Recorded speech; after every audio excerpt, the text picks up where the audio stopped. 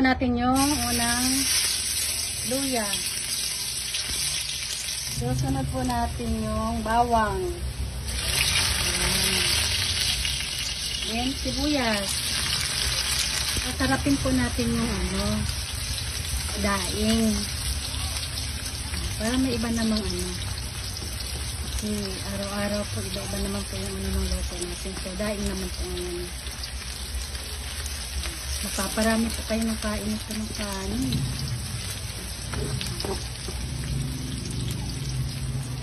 Sunod, kamatis. Kamatis.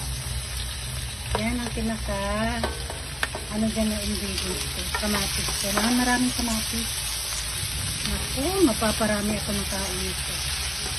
Lalo na po sa mga kapwa ko Bisaya. Naku, ang sarap po ito. Lami ni kaayo. Gusto Ginoo. Daghan kanon ang maupurot ani.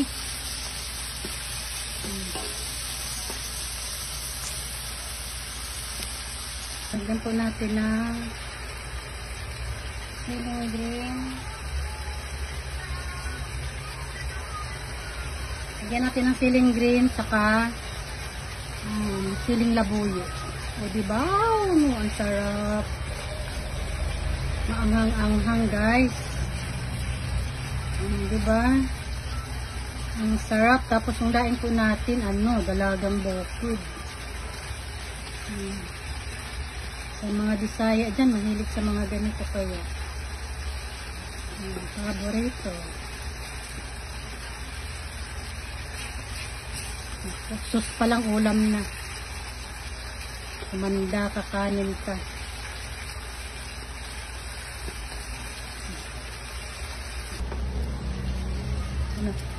Oh guys, lalagay na po natin yung daing po natin na dalagang bukid. Ayan Ayan, dalagang bukid po yan. God, ang sarap. Mahal kaya ng nito? 3 piraso, mahal.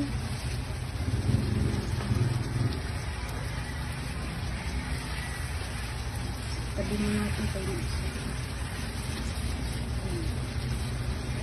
Naku guys, ihandaan nyo na yung kanin. Ang sarap po niyan guys.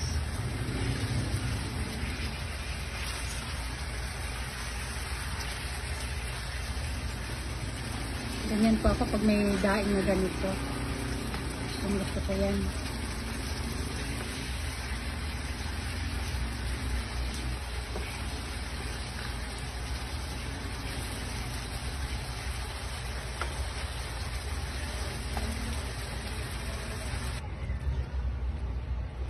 Guys, ito na po. Okay na po siya.